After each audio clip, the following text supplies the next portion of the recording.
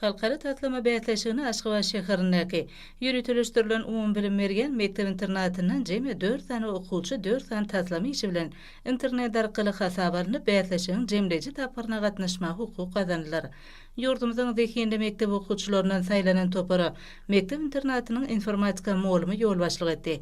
Bütün dünýä innovasiýa babatyna oýlap tapyş bätleşiginde ýurdumyzyň Zekinde mekdep okuwçylary üstünlikle çykyş edip, mekdep internatynyň 11-nji synp okuwçysy Kerim Muratliýew altyn medala, aýratyn tapawutlanyny üçin bayraga, 10-njy synp okuwçysy Aýhan Arslanow, 11-nji synp okuwçysy Rahmanberdi Ödemradow, 12-njy synp okuwçysy Ozgan Mergenow kümüş medala munasip bolmagy başardylar.